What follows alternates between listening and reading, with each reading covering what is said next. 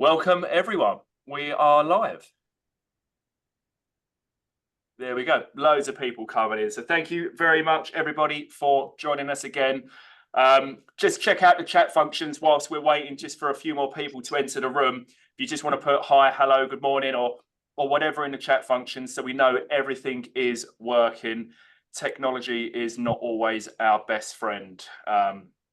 So please do send some messages so we know where we are at with everybody. That would be amazing.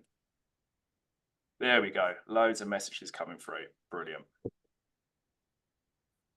Good stuff. Good morning, everyone. We always like to give it sort of 30 seconds, maybe a minute, just to let people get in, get themselves settled. Plenty of good mornings. It's glad to see that's working.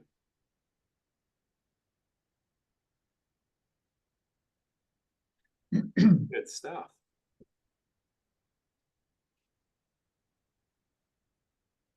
There we go. Right, let's what we'll do, because it is going to be a super busy webinar today, I'll get things started right away, guys, if that's all right with you, so we can kick things off. So let's start. So good morning, everyone. Happy Friday to everybody that is joining us live, and there's plenty of you with us today. So I'm thrilled to have you with us for another installment of our Friday webinars. This is a series of webinars that we've been kicking off every single Friday. We have got a hot topic for you all today. So inheritance tax planning in a post-budget landscape.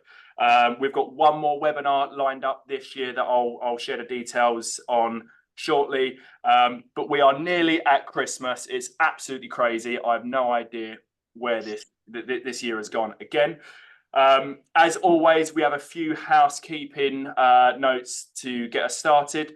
The session today, we are expecting it to last anywhere between sort of 45 to 50 minutes, maybe the full hour. The guys have said that they're more than happy to hang around afterwards to answer any questions that you have. We have had a whole list of questions come in. The chat function, as you can see, is up and running, open and working. So if you do have any questions throughout the webinar, feel free to pop them in the chat function or on the Q&A function, and we'll do our best to get those answered. We've also got a couple of interactive polls for you today as well. So we'll share the results as we go along, adding a little bit of extra insight into our discussion. As always, feedback is so important to us and Nathan and John. So at the end of the webinar, when you leave the webinar, there will be a little feedback form. So please feel free to give us some feedback on your experience with us today. So let's get cracking.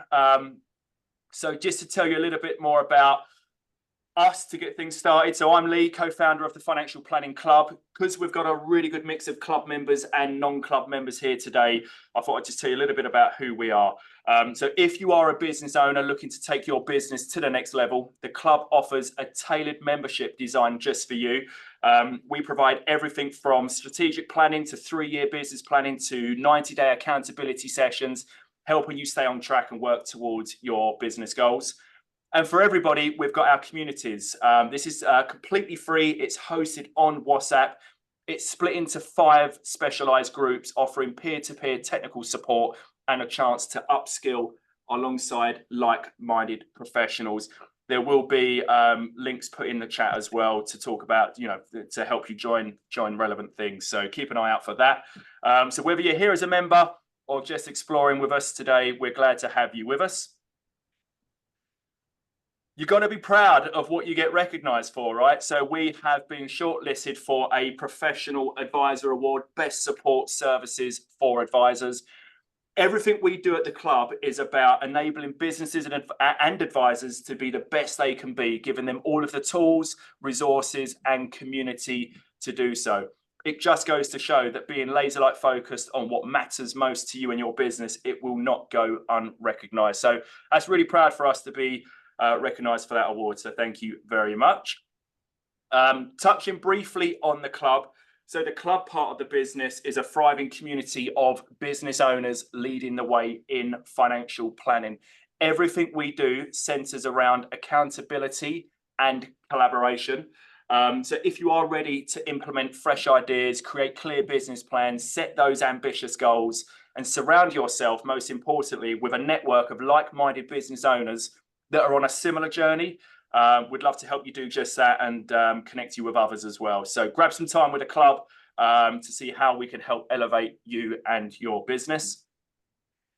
This is a super cool tool, right? So check out this tool that we've created. It's our scorecard. It helps you identify areas of your business that might need that little extra attention. It is a valuable exercise, right? So we spend so much time working in our businesses and not enough time working on our businesses. And sometimes taking a little step back to assess and reflect is key to growth and improvement. So we'll email this out to you at the end as well, and there will be a link that is shared with you. But it's a really cool tool that will just identify a few key areas that you might want to focus a little bit more time on. So please do give that a good go. And again, it's for business owners or advisors that are running their own business under a different organization. This will identify areas of marketing, operations, client experience, your development, and your business strategy overall. So feel free to take a quick look at that. The community, so briefly touched on it. So this is where it all began for us. So for the past 2 years, we have hosted thriving communities on WhatsApp. I think we've got about 1,500 members now. And it is split into specialized groups, if you like, to keep the conversations really relevant and focused. We're quite particular. So the groups are financial advisors, mortgage advisors, power planners, ops managers, and business owners. With the advisors and the mortgage advisors, we do obviously reference check with everybody that are on the FCA register that they are advisors. So we do like to keep the groups really specific for individuals doing that particular job. People love being a part of something bigger, sharing ideas, tackling challenges, and connecting with others who truly understand their roles.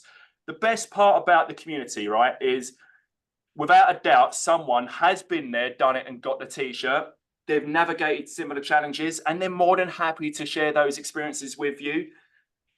That's the beauty of the WhatsApp groups. It is that direct, it is that quick response to particular challenges that you're going through at the moment within your businesses or with particular cases. So if you're not involved yet, you can join on our website. Again, we'll share the details with you. Collaborators, this is the backbone of everything that we do. So we're joined today by Way trustees. We couldn't do what we do without the amazing support of our collaborators. So from platforms to compliance, recruitment, training, websites, marketing, mystery shoppers on your business, and everything in between. Each of our collaborators play a key role in the success of our club members, and they share the same commitment to driving the industry forward.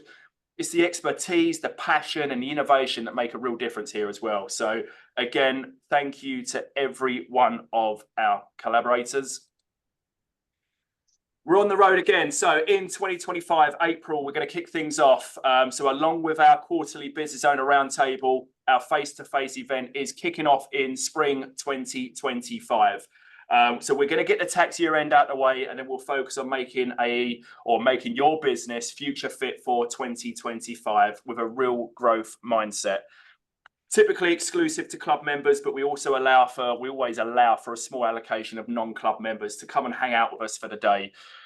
Everything we do is about peer-to-peer collaboration. So not only will you hear from us at the club, but you're also going to be mingling and networking with other people on your table. It is going to be hearing about what they're doing in their businesses, how their future fits in their businesses, what challenges they're facing, and how they're going to tackle the new tax year. So it's a really good interactive event. So at the end on the survey form, there will be a little feature that says, are you interested or do you want to find out more information about our event? And when those details are released, we will share them with you in the new year.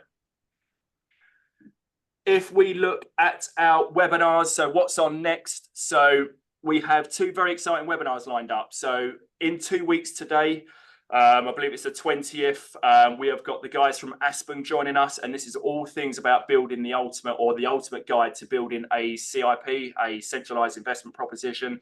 So whether you are currently creating your CIP, whether you're looking to explore options to improve your CIP, or whether you're happy and you just want to listen to new ideas, the webinar in 2 weeks today with Aspen is a great one to be involved with.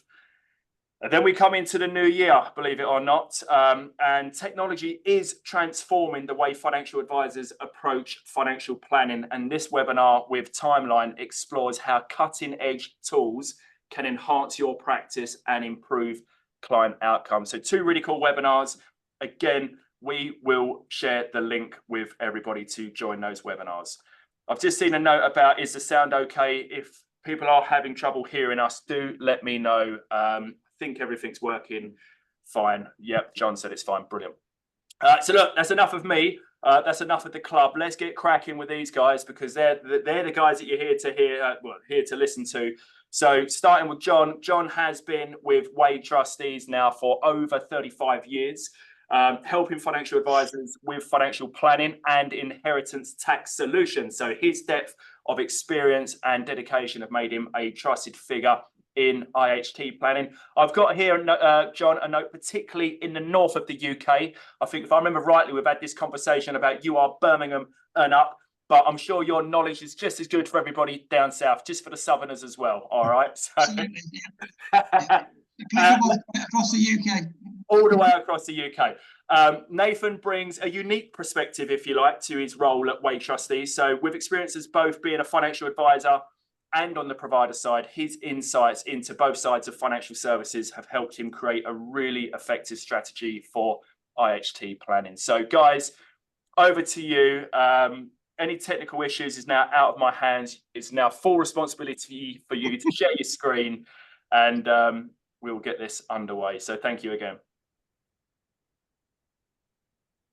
Thanks, E. Nathan's going to kick this off. Let's see how his sharing skills are this morning. Here we go. Thanks a lot, Lee. I just want to begin by saying, was it close? Not yet. We're still waiting for you, Nathan. We've practiced this. Oh, no. There you go. Here we go. Sorry about that. Lee, I just want to kick off by saying... I've still not got it, Nathan. Oh, really? I've still not got it. It's come up on my screen. Oh, is it? Yeah. Look, you're just... it's there. It's a me thing. You're just causing trouble now, Lee. I just want to kick off by saying what a privilege it is to be part of the Financial Planning Club, and how much enthusiasm and energy that Lee brings to the party, and Lewis, of course. And yeah, it's just great to be part of. So thanks for having us on board today. And thank you very we've got a lot to cover. So yeah, I'll just crack on. But yeah, it's a very topical session today. We know that by the amount of people that's registered for the session. So John and I are going to be doing a tag team today. I'm going to begin with talking about the family, really, and focusing on the client to begin with. What are their overall objectives, and the external pressures, that impact family wealth preservation. Then going to be looking at the budget and a summary of the proposed changes that are in place and how that is going to have a huge impact on the planning that's already in place by the advisors. John's then going to talk to you in a bit more detail about what we do in general, but it's all about lifetime trust planning and how that is ever more prevalent, really, in the current landscape. And using a case study to show intergenerational wealth transfers in the making, and something that comes up quite often is the order of gifting, and this can have long-lasting consequences. It does require a bit of consideration from the outset. So a bit of a technical input in there as well. These sessions are normally run over an hour and a half. So John and Mark run masterclasses up and down the country. This is a condensed version. If it's of interest, please do get in touch. We'll be in touch with everyone after the call as well. And we can happily arrange that. We'll be putting things into diaries in the new year. So let's start with the family then. And as Lee said, as a former financial advisor, it always comes down to the client objectives. And they typically start by looking at the future and thinking about those accumulation and then the deaccumulation years, and that point of view reaching financial freedom and the point that you can retire. So looking at retirement planning, as I say, they may still be accumulating wealth, and looking at shortfalls and how they need to save in order to afford that retirement that they desire. Then we start thinking about all the things that could go wrong, probably won't, but all the worst case scenarios, and looking to protect that family wealth should the worst happen. And then obviously we all die at some point, and then it's looking at how we transfer that wealth down to chosen heirs and also the surviving spouse. And then, of course, they all want you to save them some tax along the way. So it's considering all these objectives in today's world. With there's loads of things going on, really. It's kind of like the perfect storm in a lot of ways, but there's a lot of external economic and social trends that sort of have an impact on family wealth preservation. I think the biggest shift is that we're all living a lot longer. Over the past 100 years, I think life expectancy has increased by about 50 years, which is pretty insane. So the average life expectancy of a man in the UK is 78, thereabouts, and 82 for women. And this is a great thing, obviously, but it also causes a lot of uncertainty about the later life stages. And we need to perhaps start thinking about extending retirement periods way beyond what sort of our grandparents could ever imagine, really. And we seem to be sort of going from one crisis to the other in a lot of ways. And recent energy crisis has had a huge impact on inflation, eroding our spending power. So it's more important than ever to start thinking about how we can, maintain our standard of living going forward. And also within that becomes care costs, and care is a kind of theme throughout, really. And you'll hear that mentioned a few times today.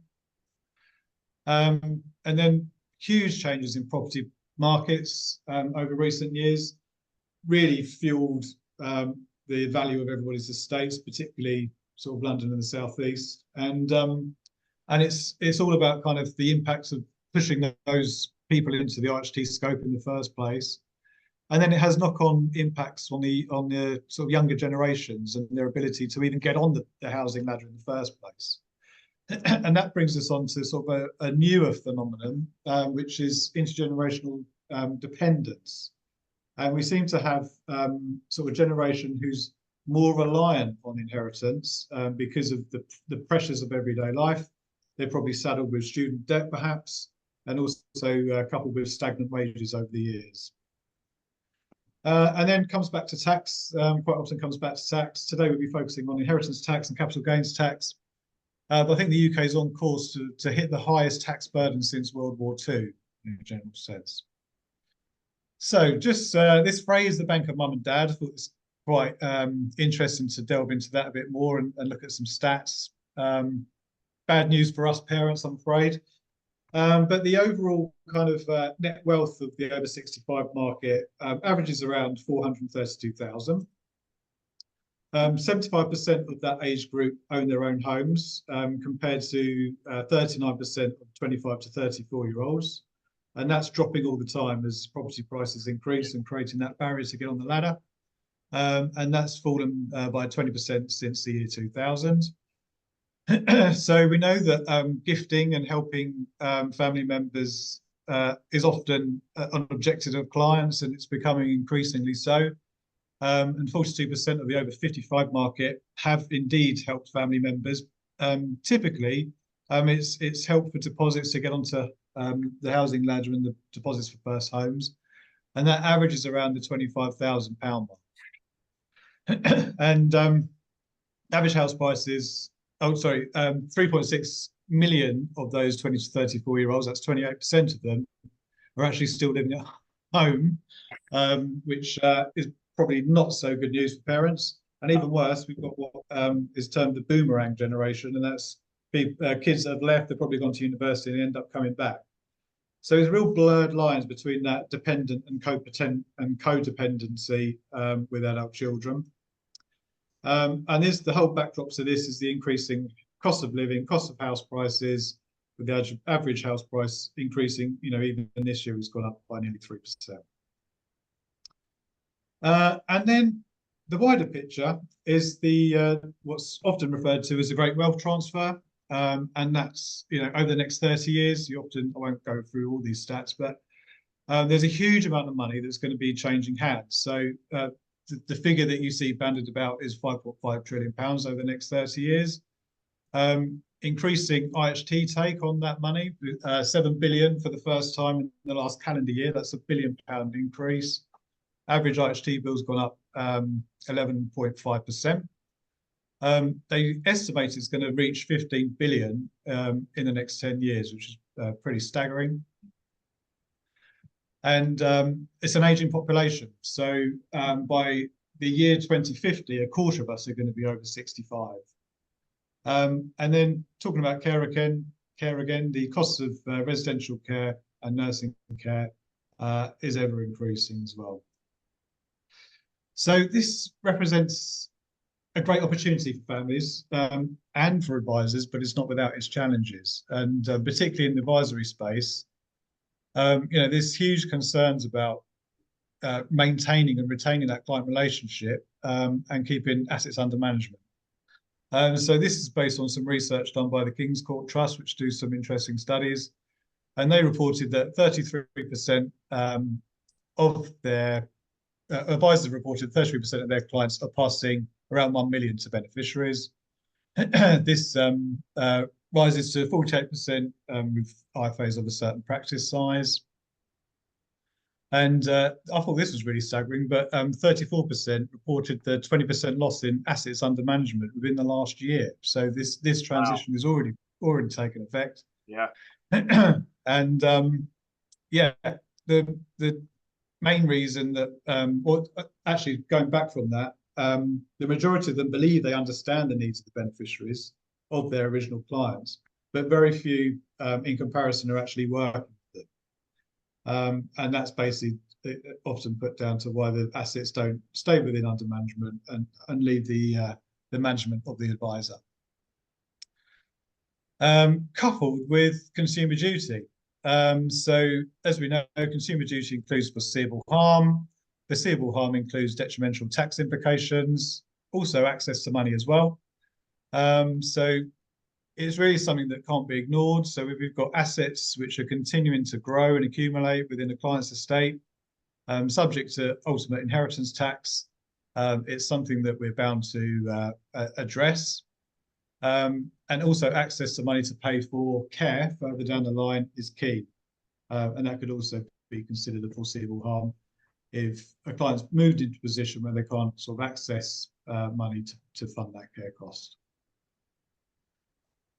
So then we start thinking about, well, we've got the family with the money, and then what are the kind of social impacts that could start eroding that family wealth over time? And a lot of families affected by divorce, a lot of us on the call will have gone through that experience ourselves. And, you're at risk of seeing, money leaving family bloodlines. And it's something, the distrust of in-laws is something that concerns a lot of people. And much of the money, if it's passed in direct, could ultimately leave the family line through divorce. Interestingly, silver splitters, as that term's phrased, and that's divorce over 65, is on the increase as women are much more financially independent. And again, it feeds back into the fact that we're all living a lot longer. So that's increased by 75% alone. Also, if you're passing directly to children making outright gifts during lifetime, you obviously lose control of that money, which again is a concern. But then you're exposing family assets 100% as opposed to the 50% of divorce, leaving the family bloodline should businesses fail and there's bankruptcy involved. As an advisor, this was something that I was often asked about, and it's sort of removing assets from the care fee assessment. And I think this is often a bit of a red herring because certainly if I was in the position of needing care, I would want the best care that I could afford. So I think this is more about having, again, access to funds to pay for to deliver the care that you want, as opposed to sort of squirreling anything away.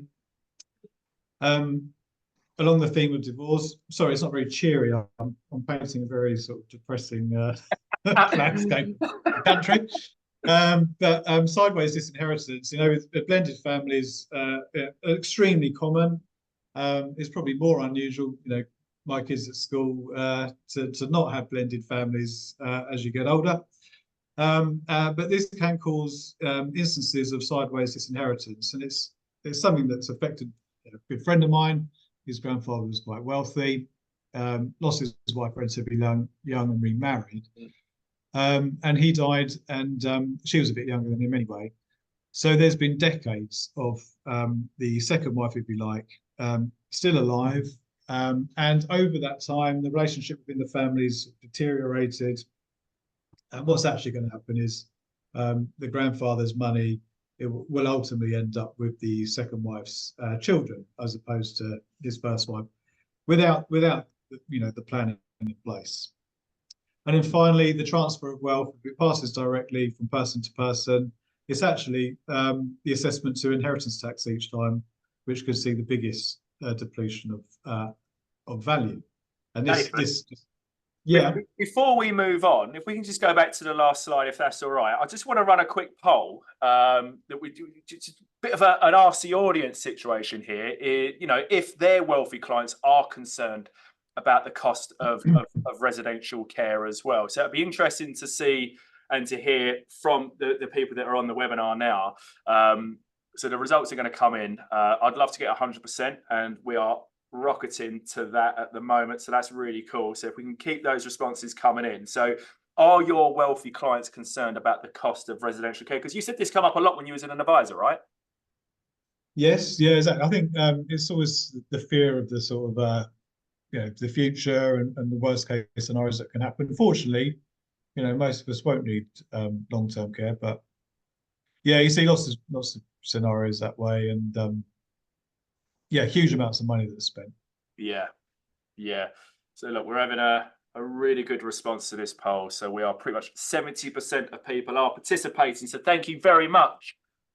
The other 28%, what are you up to? Hit the button, give us your vote. There we go. We're nearly there.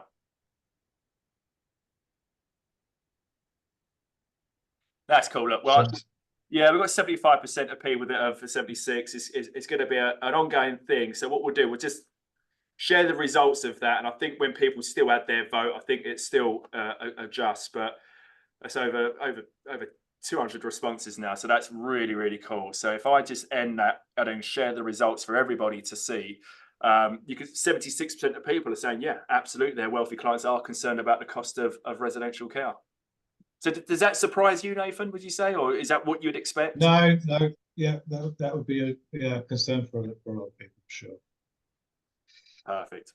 Thanks everyone for your. But the key thing is and John will come on to this a bit. It's kind of putting the planning in place that enables the cost of that care to be funded, really, and having that flexibility. And it's always about flexibility, and flexibility is key. Yeah. I've noticed someone's just raised their hand. Simon, if you'd like to ask a question, if you pop it in the chat function, we'll get that answered for you, no problem. Yeah, we have had loads of questions there, haven't we? We've had tons, to be fair. So, and we're not going to be able to get through them all today. I mean, John and I are happy to hang back a bit if people want to stay on and ask some questions, but we can follow up with any questions that have been raised.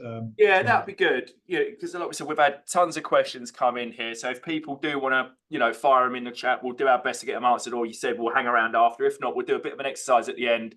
We will try and get some emails out to you all, just covering off some maybe most common, most popular questions and answers to that as well, which could be quite insightful for everyone. Yeah. The purpose of this slide was just to demonstrate that estate values diminishing through inheritance tax, generation upon generation, assuming the nil rate band doesn't change too much. You could see it, over 4 generations, it's reducing by more than 50%. Ideally, if you're looking at trust-based planning, you would want a trust with a loan facility. So rather than passing directly from beneficiaries, you'll be loaning assets from the trust, maintaining that trust protection for the long term, up to 125 years. That's something that John will cover off in a bit. And then just when you think the lie of the land is not complex enough, in comes Rachel with the budget announcements, and it really kind of shakes things up and is a significant shift in the planning landscape, which again, for advisors, represents an opportunity to add value and continued advice to clients. But let's just have a quick look at what's been proposed. So in terms of capital gains tax, these have changed already from the 30th of October on disposals. And it's moved up in line with the property bands. So it's 18 for basic rate taxpayers, 24% for higher and additional rate taxpayers. Allowances are mainly frozen till 2026. And then for inheritance tax, the main nil rate band and residential nil rate band again has been frozen since 2030. So it's an increase in taxation through the back door, if you like. So 325,000 for nil rate bands. Residential, if you're going to be passing directly to a descendant, children or grandchild, you could get an additional 175,000. Worth noting that the residential nil rate band starts tapering on estates over the £2 million mark, and that's going to have a significant impact based on the announcements over pensions. Agricultural and business relief is going to be combined. IHT relief is going to be 100% only on the first £1 million from April 2026. And from there, anything over that threshold is 50%. And if it's unlisted shares such as AIM, there's going to be no threshold, and it's just going to be a 50% IHT relief on the whole amount. So again, significant difference there. And then pensions, proposals are from April 2027. Inherited pensions will be brought into the IHT assessment. The consultation's underway. It's still going to go through legislation.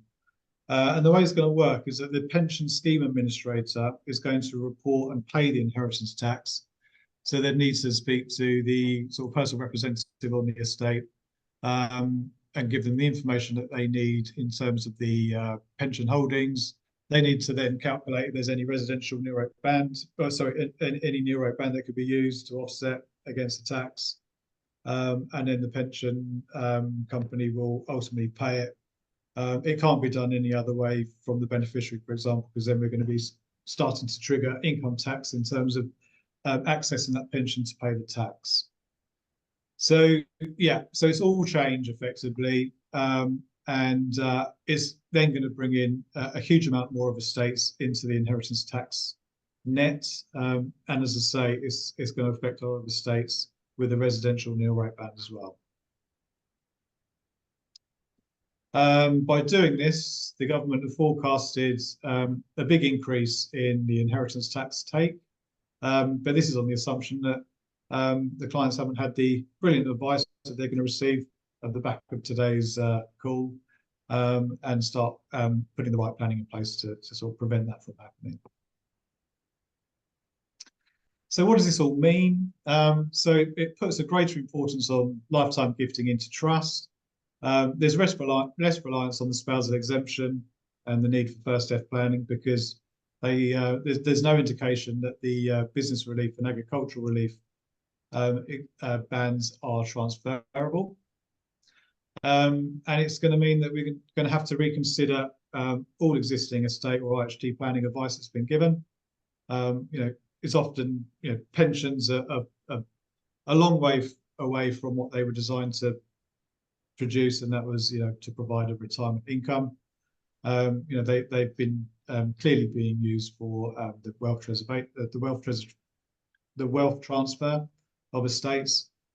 But this is a great opportunity to build relationships with the wider family, build relationships with the beneficiaries, and to look at the planning that's been put into place, and add value to the client, and to sort of planning opportunities all around, really. So huge demand for advice. So it's very topical. And then this brings us on to John. You're going to start with your piece now. So if I stop sharing, and then there'll be a seamless transfer over to John, I'm sure. So if I start from here, please let me know when that comes up and you can see. It was Yeah, like it John. never Yeah. happened, John. It was that There smooth. you go. It's nice and smooth, was it? There you go. That's good.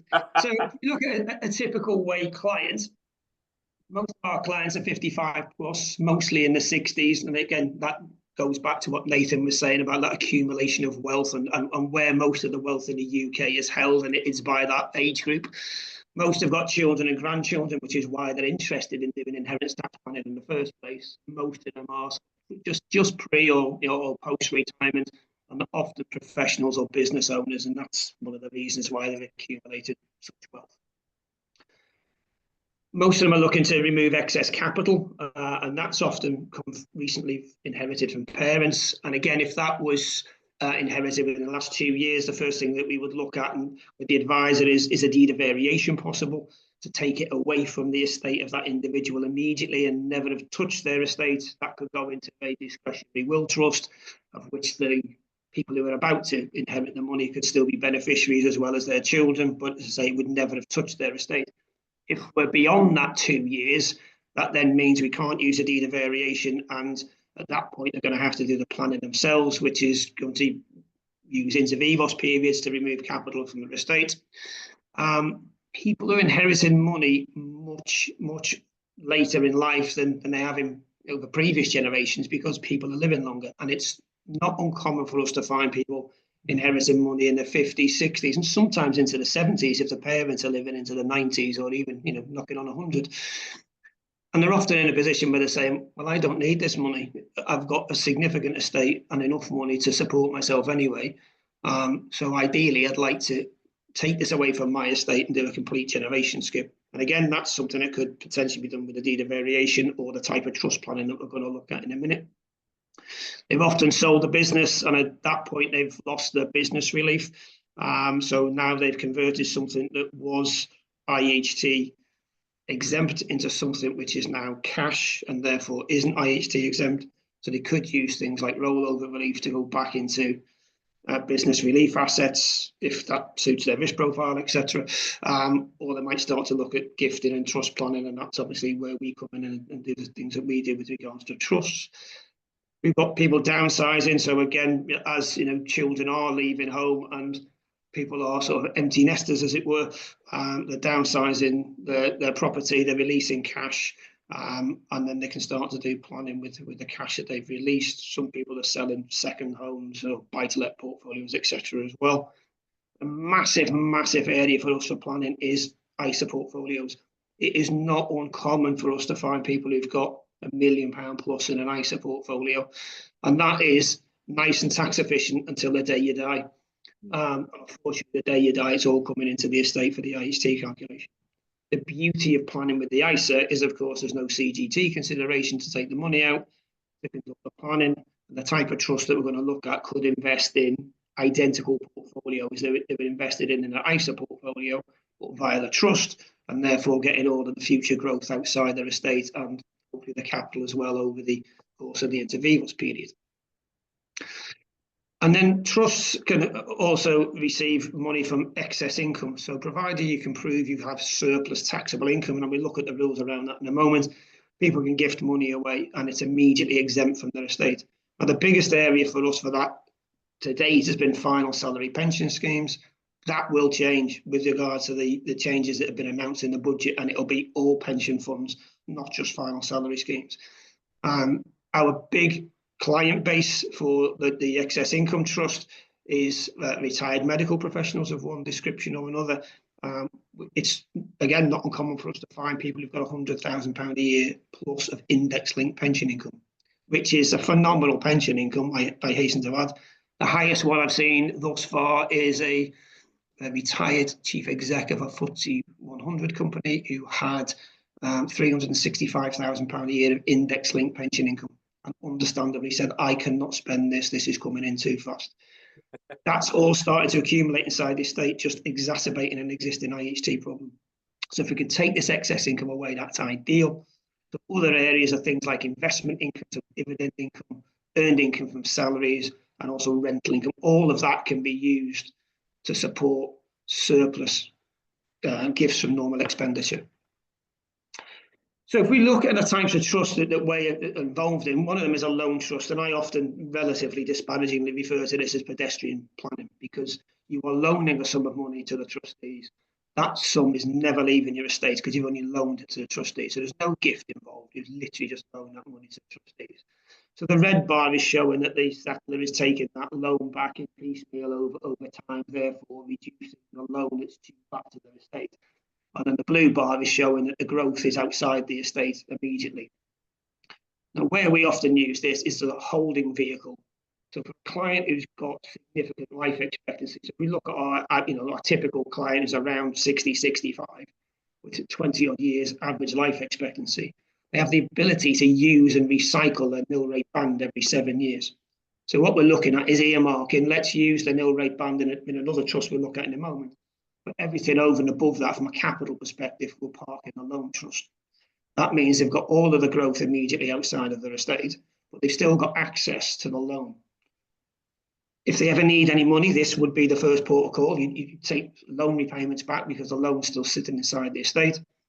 But the plan would be, if they don't take it, in 7 years' time, when their original nil rate band planning has dropped out of the estate using the inter vivos period, we'll take a loan repayment back and recycle a nil rate band, whatever the nil rate band is in 7 years' time, and let's hope it's increased by then. Re-gift and use the nil rate band over another 7 year period. We just keep recycling a nil rate band from the loan trust. So it's very useful as a holding vehicle. And going back to Nathan's comments with regards to consumer duty, it's very important for this to be considered, because what we don't want people to do from a foreseeable harm perspective is leave assets inside the estate accumulating, continuing to exacerbate and grow their IHT problem. Whereas with this, it at least caps off the IHT liability on the sum that you've loaned. And therefore, from consumer duty foreseeable harm perspective, assists you to be able to say, we've done the best we can to mitigate the IHT liability for this client, the growth's outside the estate, and they've got access to the capital. Two key components of the foreseeable harm aspects of consumer duty. And then we've got gifts from normal expenditure. So this is removing surplus income from the estate. So we've identified already what we can use. Salary is the obvious one. Beyond that, we've got dividend income, buy-to-let property income, but the big area, the massive area is pension income, and that's only going to increase with regards to the proposed changes that were announced in the budget. So provided you follow these three simple rules, any gifts of normal expenditure are immediately exempt from IHT. They have left the estate. There is no inter vivos period. Literally gift it and it's gone. So the rules are it has to be regular, or the intention is it's going to be a regular pattern of gifting. So it's very important to make sure that that intention is there. For example, on our own application form, it actually says in the declaration that the client signs, it is my intention to make a regular pattern of gifting. So we've established that intention. It must be from surplus net income. So it's got to be taxable income. Although curiously, you can use ISA income. So you've got income that's coming from the underlying investments, and that's tax-free. You can use that income to support gifts from normal expenditure, but it's normally from surplus net income. The other aspect that could be very, very useful with regards to pensions are those people who die pre-age 75. The beneficiaries can withdraw the pension fund tax-free as it stands up until 6th of April 2027. If they withdraw that pension over a period of months, and we would typically say look at maybe 12 months on that to get regular withdrawals, you could withdraw those tax-free and gift it away under the gifts from normal expenditure rules. Even though it's not taxable, it is in the nature of income, which is actually what the definitions are in the legislation. You have to also prove that it doesn't impact on your standard of living. Now, HMRC have a form called the IHT 403, which is normally used by the personal representatives of someone who's passed away to report all the gifts they've made in the last 7 years. And the back page of that is an income and expenditure analysis. And you literally list per tax year what the income of that individual was, what their normal expenditure was. So on things like utility bills, TV subscriptions, all that sort of stuff. That is then listed, and the net income is what you can gift away. A little known rule is that HMRC will allow you to go back 2 tax years and gift away accumulated but undistributed surplus income. So you could go back to the 22-23, 23-24 tax year at the moment, look what accumulated surplus income they've got, gift that accumulated sum away as a lump sum, provided you're going to continue, or your intention is to continue to make regular gifts from surplus net income, and it's not affecting your standard of living.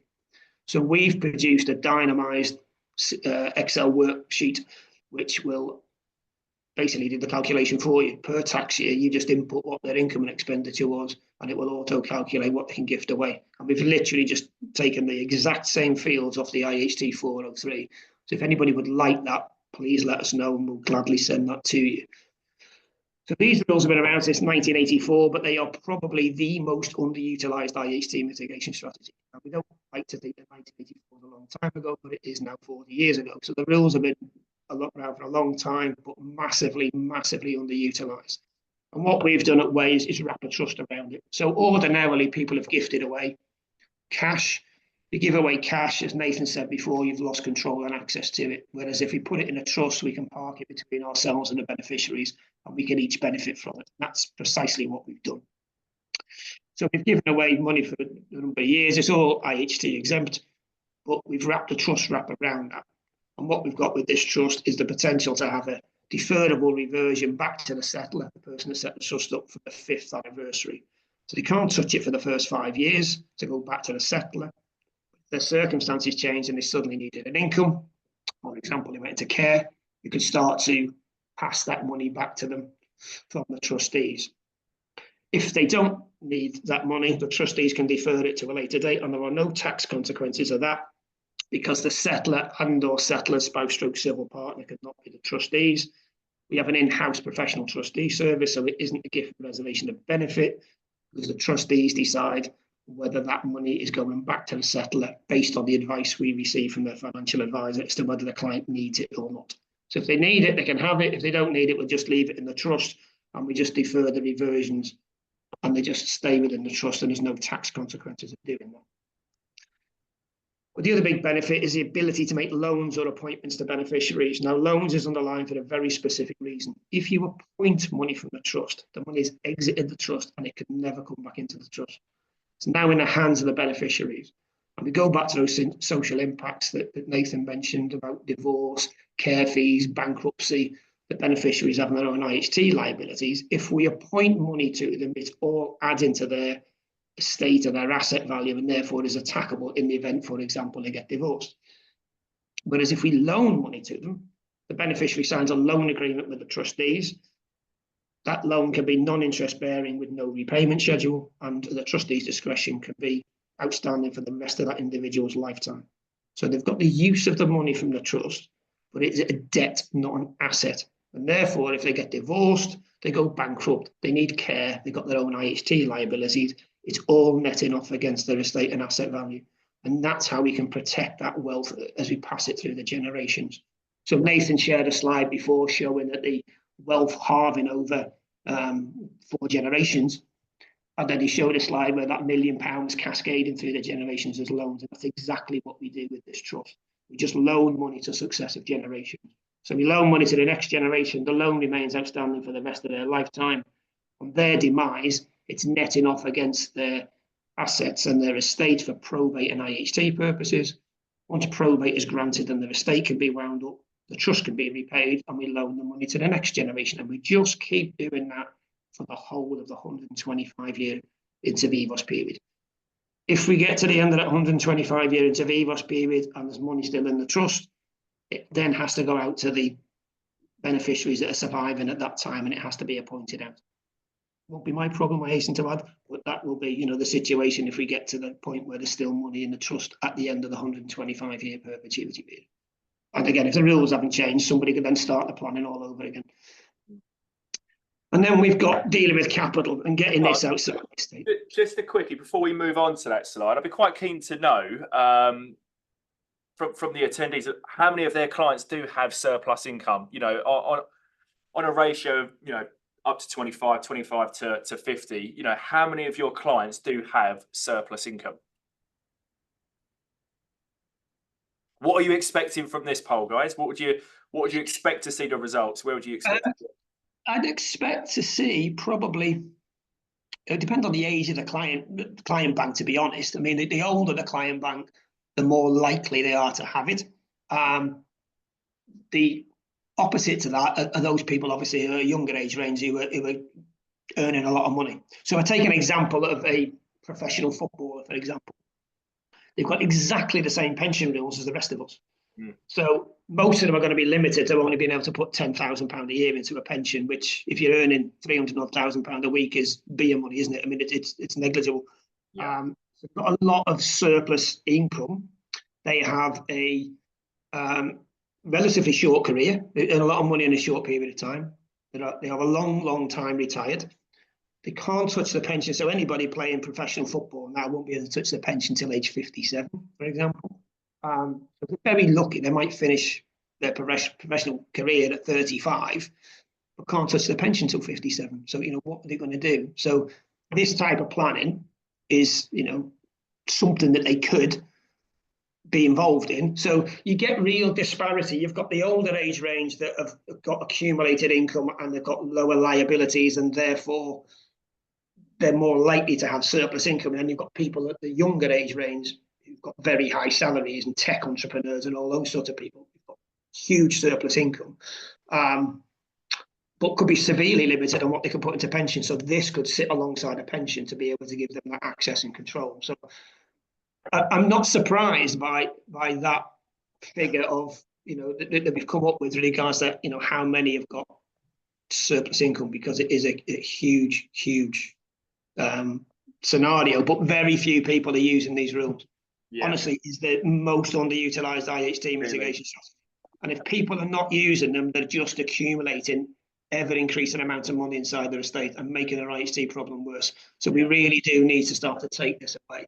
And where this dovetails in with the whole pension changes would be to start to draw that income from the pension fund to reduce it. And I would advocate that even if you're paying 40% income tax on that to avoid a 40% IHT charge, that is very worthy of consideration, because you're paying a 40% income tax charge at a time whilst you're depleting the fund.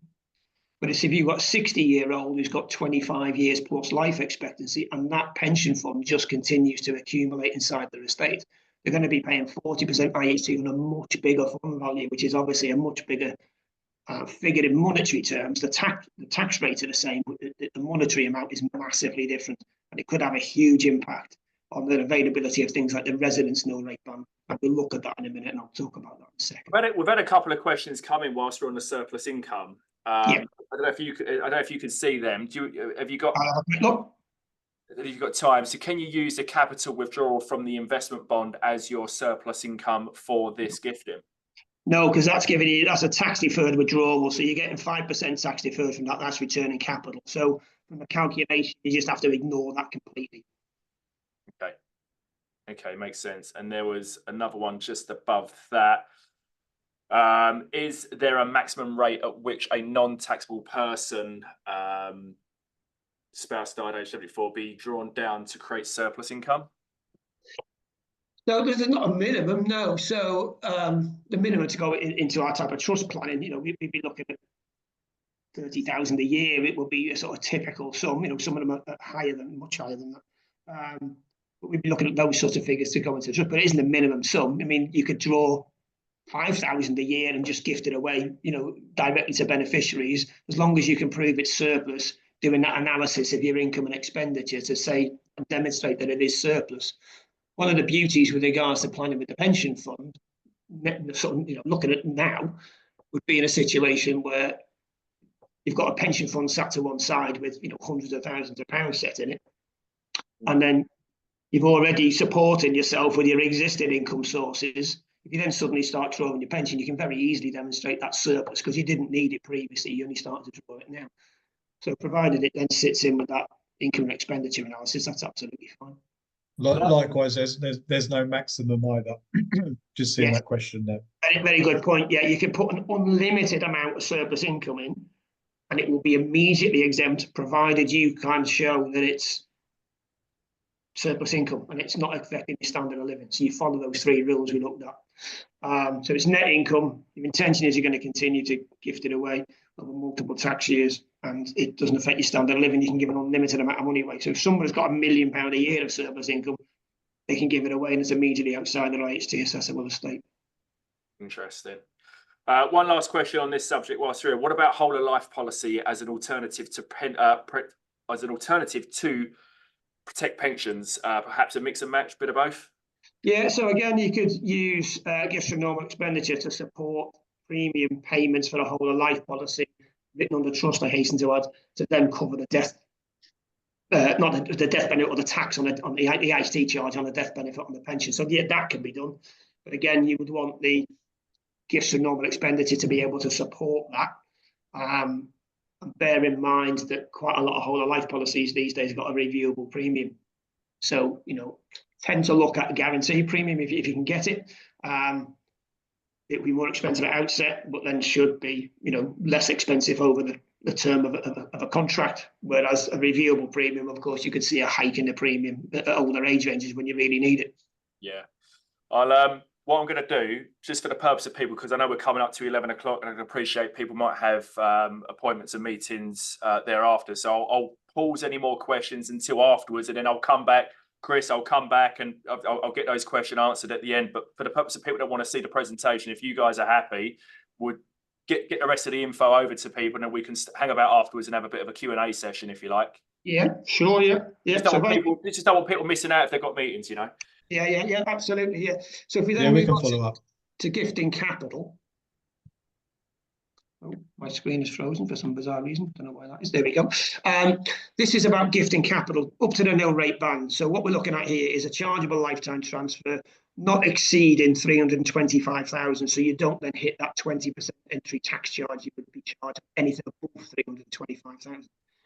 You can push the envelope a little bit by saying, well, a client hasn't used their annual gift exemption for this tax year and the last tax year, so you could give away £6,000 of annual gift exemption, 325 a nil rate band, so £331,000 in total, and you haven't exceeded the nil rate band, there's no entry tax charge. Everything above that would then get 20% tax charge, so most people are only gifting 325 a nil rate band, or possibly 331 if you're using their annual gift exemption.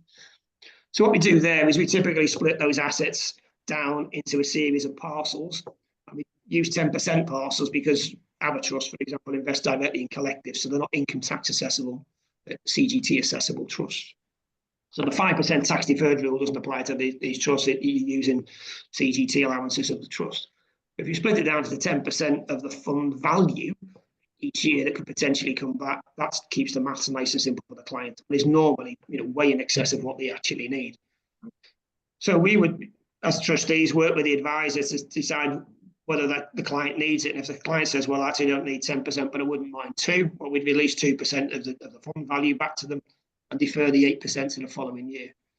As before, there are no tax consequences of doing that, and that's all been confirmed by the Capital Taxes Office and HMRC, because the settler and settler spouse or civil partner are not the trustees. We are the trustees. We have an in-house professional trustee service that does all of this, all the trust registration, any tax returns that required, etc. We do all of that. So we work with the advisor. The advisor will tell us whether the settler needs the money. If they don't need it, we'll defer it. Now, 97% of these clients never take any money out of it. What they're comforted by is the fact that it is there and it is available to them should the circumstances change. The time the circumstances change is if they go into care. And then suddenly, if their income doesn't match their expenditure, we can start to release the money from this trust. But what we have to bear in mind is that in the UK, only 1 in 4 people require residential care during their lifetime, which by definition means that 3 in 4 people don't. And what we don't want people to do is be concerned about the care costs, and that, first poll indicated that 76% of wealthy clients are concerned about care costs. What we don't want people to do is keep a load of money sat inside their estate to pay for care, and they are part of the 75% that don't ever go into care, and they know all that money gets hit for inheritance tax. Or alternatively, they're part of the 1 in 4 that do, but statistically, people are only likely to live in a care home for somewhere between 24 and 36 months. So it's 2 to 3 years on average, and it sounds quite morbid when I talk about it, but it's end of life care. It's when people can no longer live independently that they're going into residential care. Yeah. You occasionally come across somebody who lives in a care home for 10 years, with something like Alzheimer's, but they are very much the outliers. It's very, very rare for that to happen. So if we do get to a position where they suddenly need to start to draw the income, we can do it. But if they don't need it, we just keep deferring it and keeping it away from the estate. So on the left-hand side here, you're only ever taking money back if you need it and you're going to spend it. I often refer to this, and previously referred to pensions, but not now, as the pot of last resort. We do not want to be drawing money from here, because the whole idea is to make it IHT efficient, unless we need it. If we need it and we're going to spend it, by all means draw it. But if you're not going to spend it, don't accumulate it back inside the estate, because that's defeating the object of the IHT plan. And with this trust, we can make loans or appointments to beneficiaries at any time, as we saw in the previous slide. And with this particular trust, because we're putting chunks of capital, significant sums of capital into it, we're often loaning money to beneficiaries to buy a house. Now, that could be children or grandchildren to help them with a deposit for a house, which again refers back to what Nathan said earlier. But again, the loan is protecting it.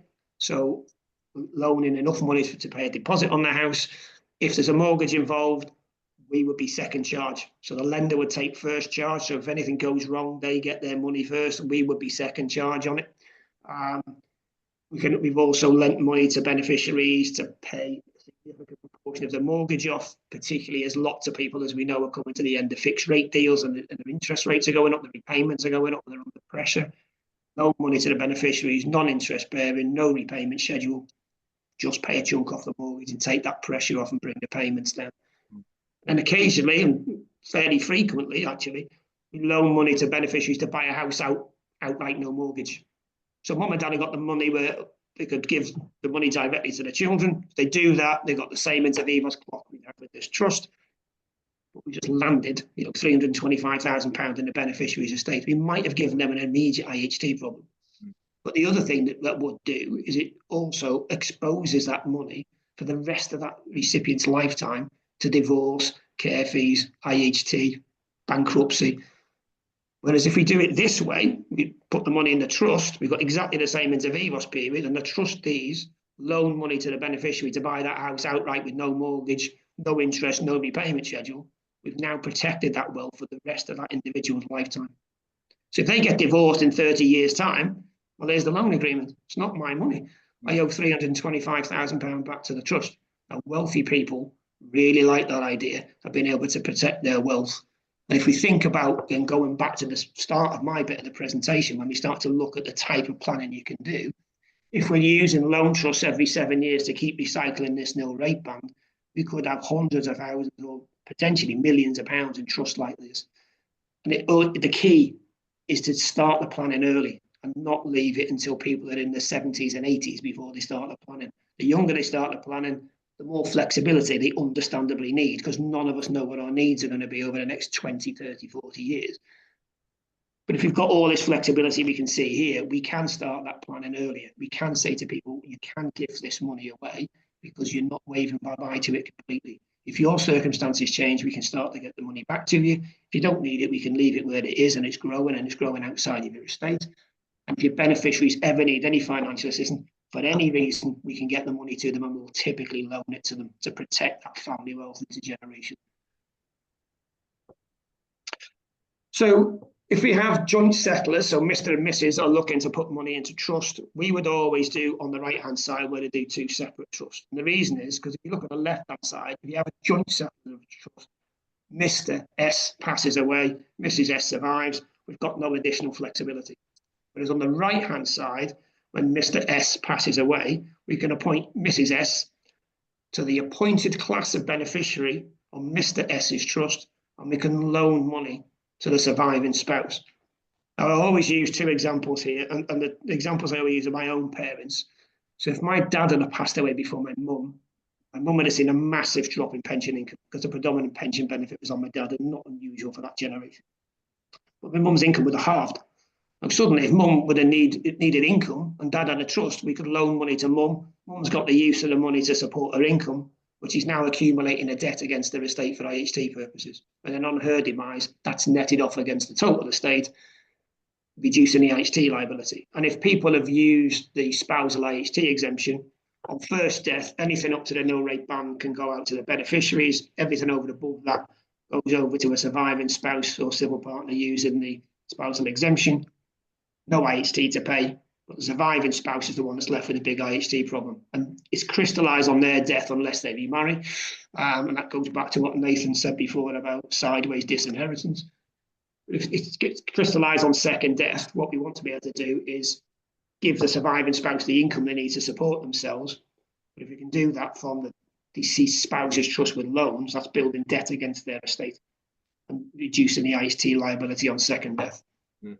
And the other example I always use is my mother-in-law who outlived her husband by 30 odd years.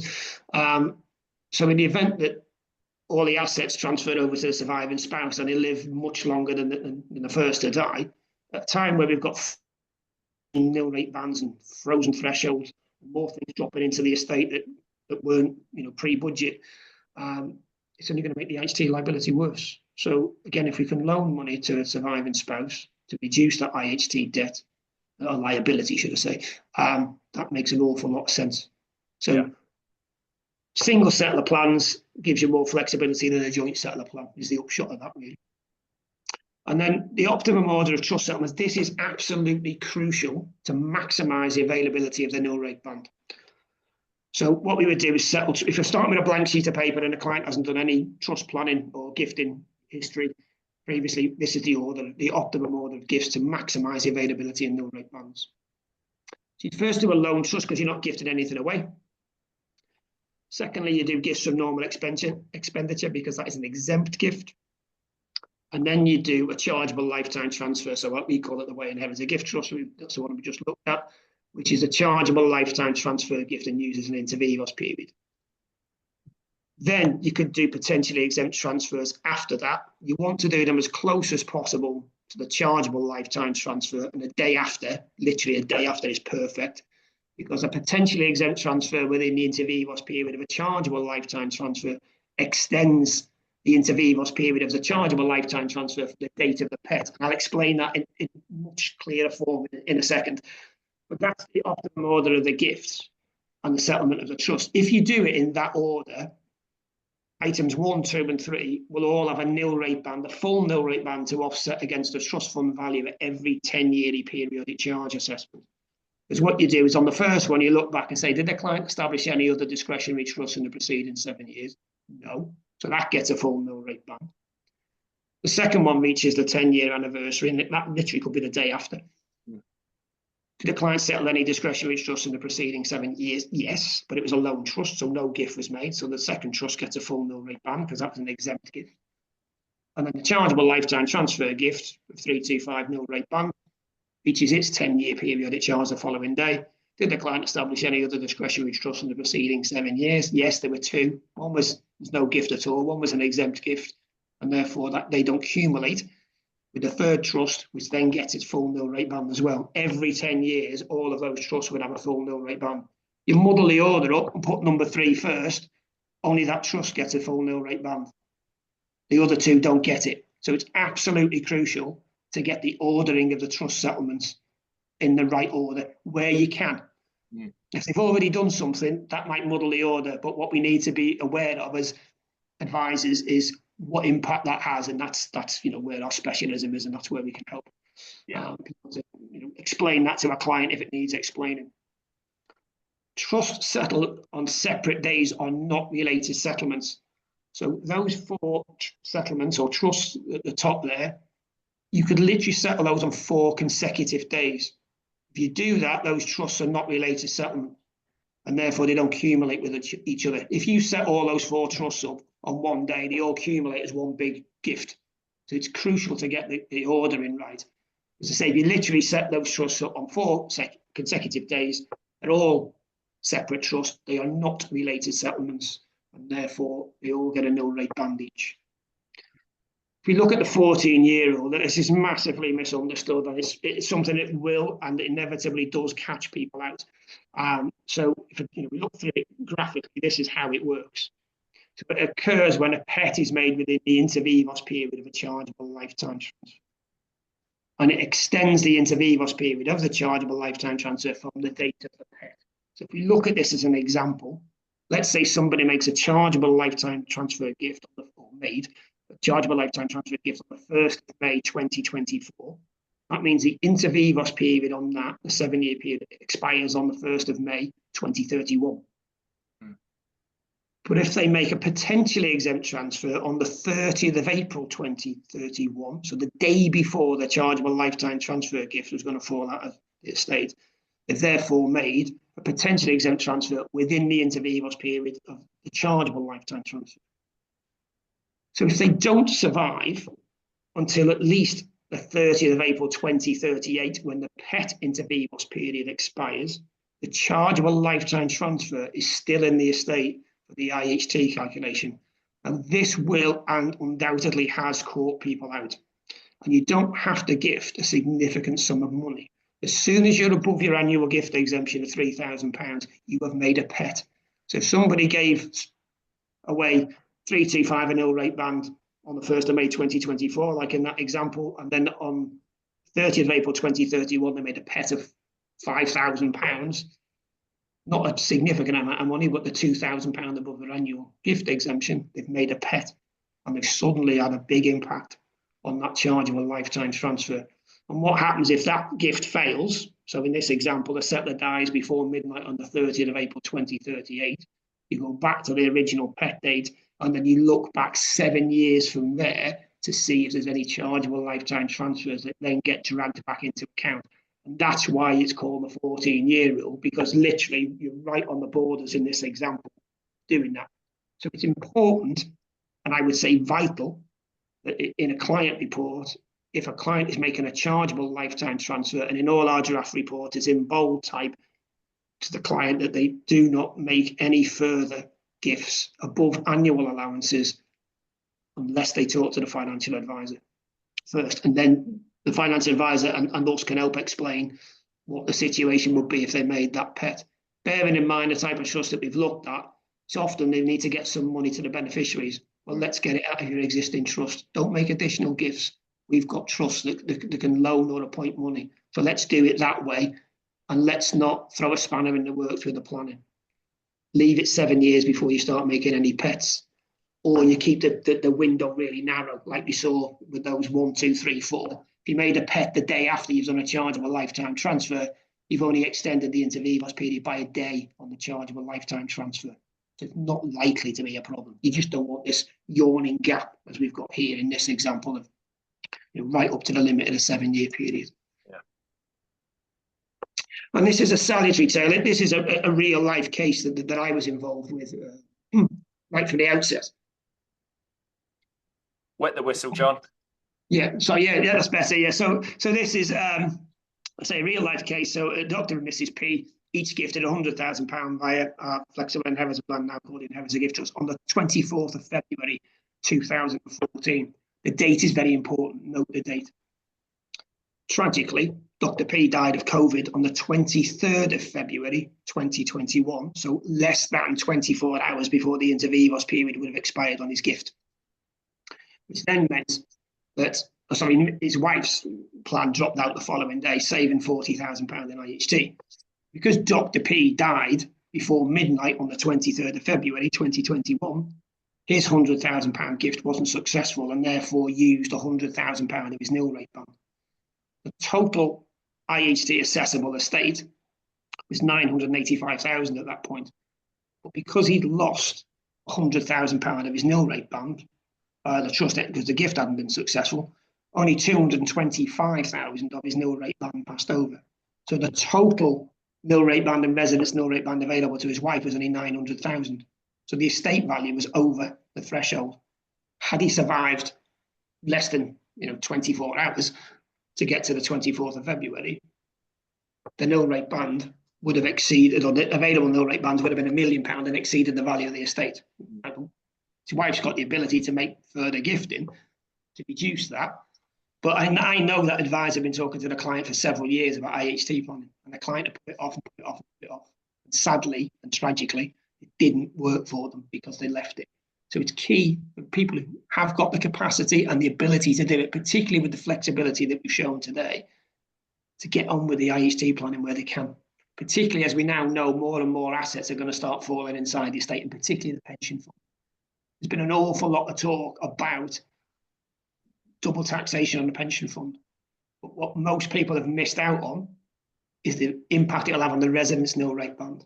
So people have concentrated on the IHT charge of it falling into the estate, and then the income tax charge of drawing the pension fund on the beneficiaries. But what people haven't picked up on is the impact it will have on the residence nil rate band. As Nathan mentioned, as soon as you get beyond £2 million of a residence nil rate band assessable estate, it's starting to taper the residence nil rate band. And I've got a case that's ongoing at the moment that pre-budget, the client's wife had passed away, leaving all of a nil rate band and residence nil rate band to her husband. The estate was a tad over 2 million, so it was just into tapering. But he has got £750,000 in a SIP post tax-free cash. So on the 6th of April 2027, that SIP, and it's likely to be more, higher value by then, obviously, will fall into his estate and immediately take away all of his residence nil rate band, because his total estate value will exceed 2.7 million. If he starts to gift money now, he's starting to reduce the value of his estate for a residence nil rate band purpose. From the residence nil rate band perspective, the minute you gift money, that's removed from the residence nil rate band calculation. It's still in the IHT assessable estate, but it's outside the residence nil rate band calculation. Because what the residence nil rate band hinges on is who owns the asset. The minute you've gifted something, either directly to somebody or via a trust, you don't own it. And therefore, it's immediately outside the residence nil rate band calculation. So people can and have done deathbed planning. Quite literally give the nil rate band away just before they die. That's immediately removed from the residence nil rate band assessable estate and get the estate back to below 2 million. So loaning money, as we've mentioned several times, is really the key to intergenerational transfers. It really is the most useful way of passing money through generations and not inflating estates. It is this legal agreement between the trustees and the beneficiaries. We keep passing money through generations, and that money can remain outstanding for the beneficiary's lifetime. I'm conscious of time, so I want to get to the case study to show you all of this planning in action. We have an in-house professional trustee service. As I've mentioned, we will do everything from trust registration, any tax returns that are required, all the administration and background to the trust, which does generate a better client income than having lay trustees that you're forever chasing to get back to you to decide whether these people, whether the settler needs the money or whether they want to defer it, or whether they would like to do some fund switches and CGT planning, etc., to rebalance portfolio. It's so much easier with a professional trustee than it is with lay trustees. And then we're looking at this tax efficient transfer of the assets, and there's a whole host of things that we start to look at when we start to distribute the money. Where's the money intended to go? Who are the beneficiaries? Who are they? What's their tax position? Where do they live? Because of course they don't necessarily live in the UK, so we're going to be living overseas. And equally, what implications is it going to be if we give them money in the overseas? If they've got IHT issues or receipt issues when the money comes to them if they're living overseas. So all of these things we look at. Are they using their annual tax allowances? Most people don't use their CGT allowances. I know they've been cut significantly, but most people still don't use them. We've got 31.5 million income taxpayers in the UK, but the number of people that pay CGT is in the hundreds of thousands. So very few people are using CGT allowances. So there's a case study. We'll look at Mr. and Mrs. Smith, both age 60. They've got significant life expectancy, so there's ability to use and recycle the nil rate band every 7 years. We've got very, very healthy income, and they've got 2 children and 2 grandchildren.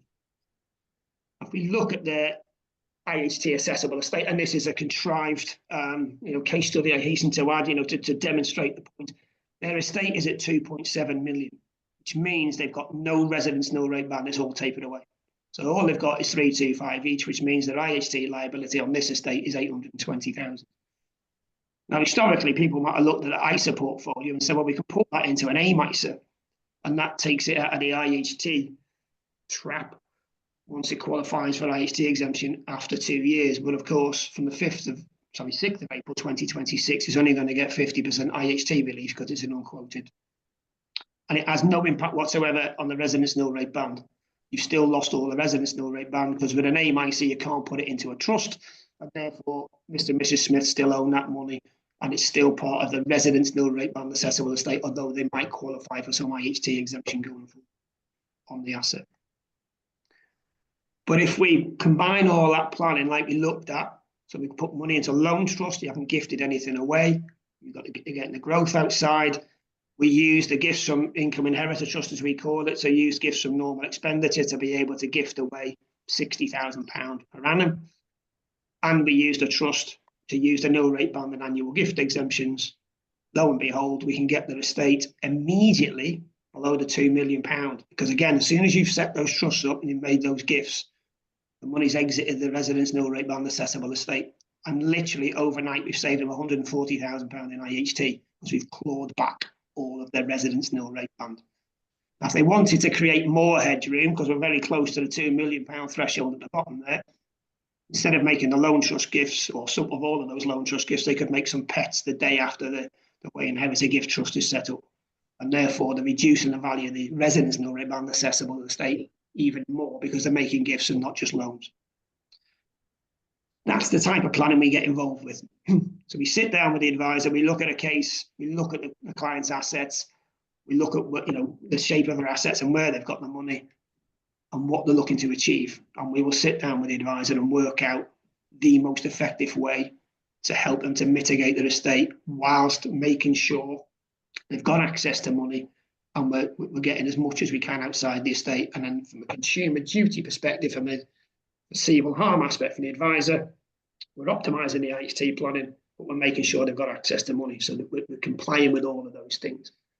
If the client says, I see what you're saying, but I don't want to do all of those things, again, from a consumer duty perspective, you as the advisor have optimised your recommendation to the client. If they decide not to take up all of that recommendation, an irate beneficiary can't come knocking on your door in a few years' time to say, you knew the scale of the problem, why haven't you sorted it out? Because you made the recommendation and the client decided not to go forward with all of the planning to mitigate it. But hopefully they do, and we're certainly finding there's been a massive resurgence of interest in loan trusts. And it is those people who are parking money for rounds 2, 3, and sometimes 4 of nil rate band planning. And then we're using it to get all the growth outside the estate, and they've still got access to all the money they loaned.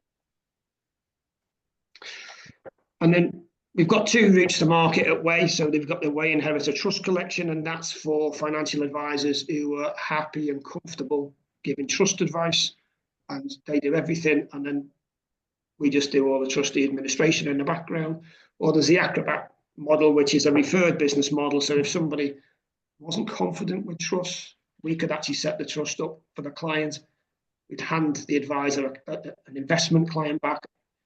The advisor would then advise us as trustees as to where to invest that money. So we can do either route to market regarding which people. We've actually been asked about that on the chat. So I'm trying to answer questions as we go on here. And if anyone is interested, drop me an email and I can send you further information.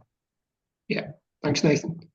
And then in quick summary, we've looked at flexible trust solutions. That really is the solution to the gifting dilemma, and that's crucial to going forward, again, to comply with all the things like consumer duty.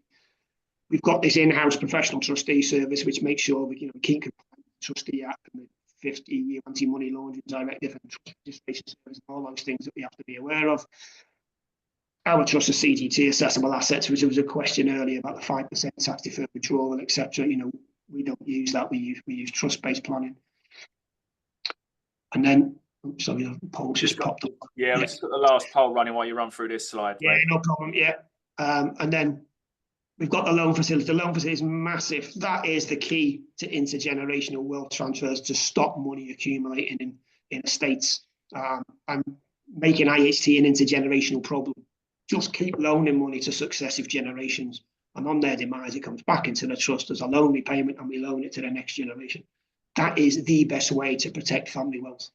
Very, very wealthy people have been doing it for years. We've just brought that to a more modest level of wealth, but still a significant level of wealth, because you wouldn't need it if you didn't have an IHT problem. And then finally, can't see that bit. Oh yeah, a wide variety of investment options. again, our trust, you can invest through a wide variety of platforms, DFMs, etc. So you're in control of where the money is invested. We're not making that decision. We're not regulated from an FCA perspective to give advice to clients. We're relying on the advisor to give us advice as the trustees as to where is the most appropriate place to invest that money. And it really wide variety of platforms and DFMs you can use. The only stipulation we have on the funds is because of the type of trust that sits beneath all of the other things we do, which is an interest in possession trust. It has to be in an income unit or share class because we have to be able to distribute the income if it's generated.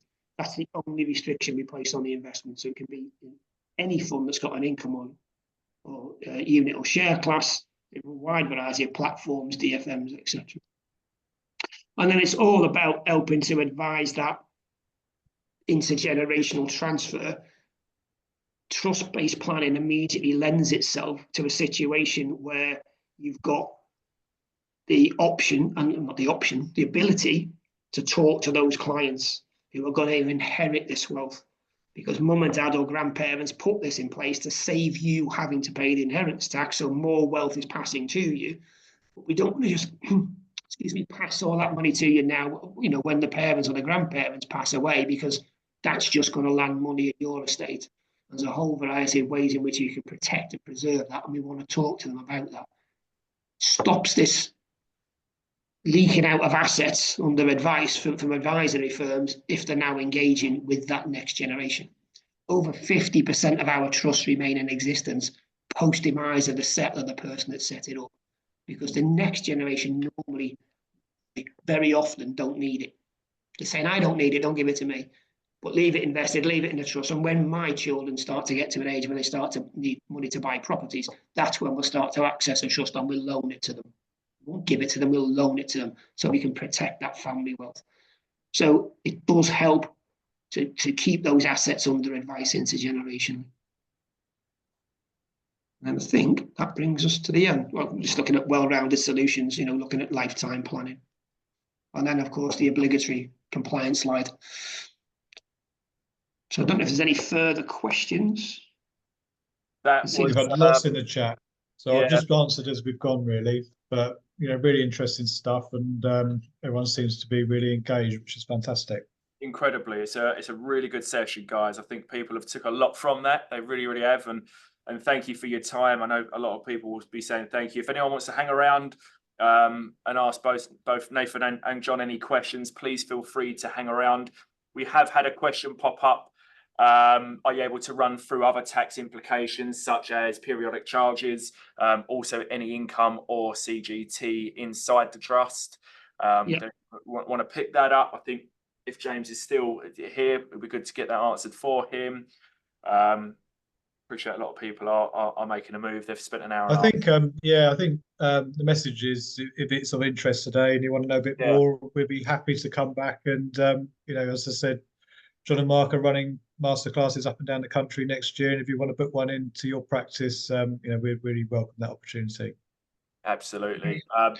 Everyone, it is recorded, so we will upload the recording and share the link with you. With the guys' permission, we will get the slides over to you all as well.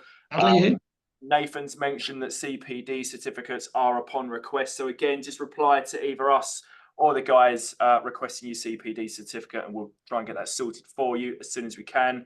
Guys, anything to add? If you just want me to answer that question with regards to periodic charges, So we go back to the chargeable lifetime transfer when you're gifting 325 away, typically. That would have a periodic charge assessment on the 10th anniversary. So what you actually do is you value the trust the day before the 10th anniversary. Right. You compare the value of the trust with the then prevailing nil rate band. Now, we know the nil rate band has been frozen since 2009, and after the budget now not set to increase until April 2030. So let's just, for sake of argument, say that the nil rate band doesn't change. Let's hope it does, but it doesn't. So somebody puts 325 in, and let's say, for sake of argument, it's now worth 425 when you get to the periodic charge payment. Hopefully more than that, but just to keep the maths simple for themselves. So the trust value is 425.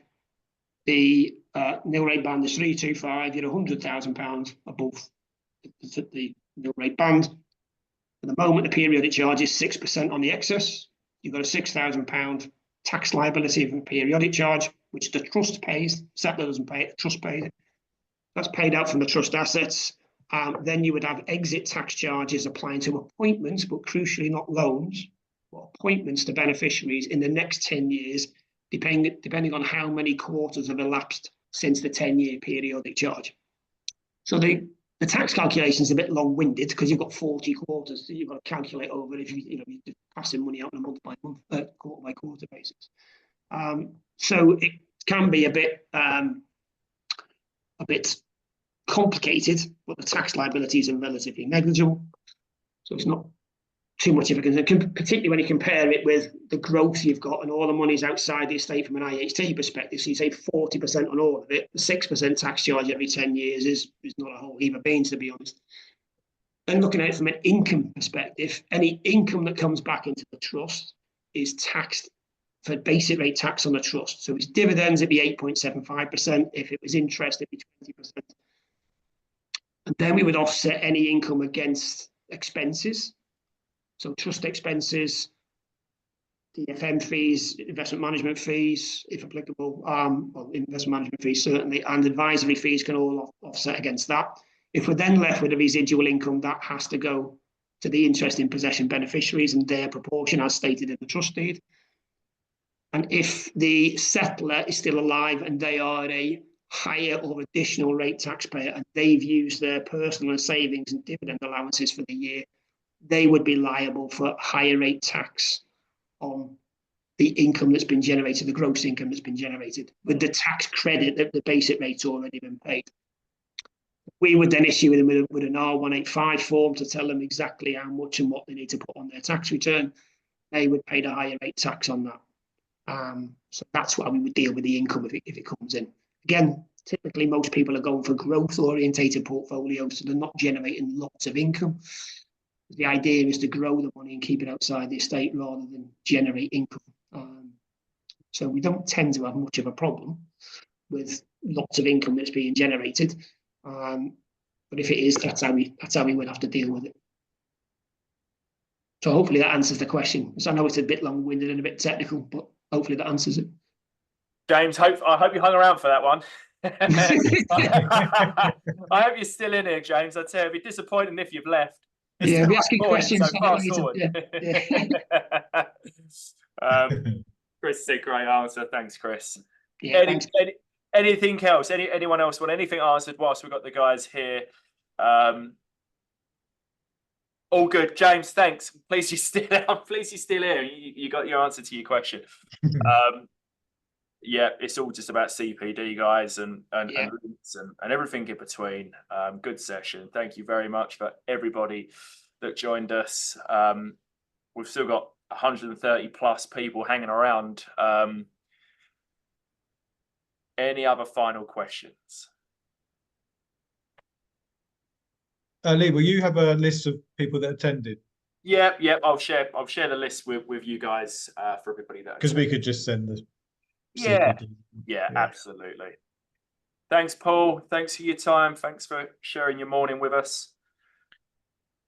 Thank you, everybody. Really appreciate it. Yeah, thanks, everyone. Thanks, Joe. Apologies, we overran. Thanks, everyone. Let's, that's brilliant. Thank you very much, guys.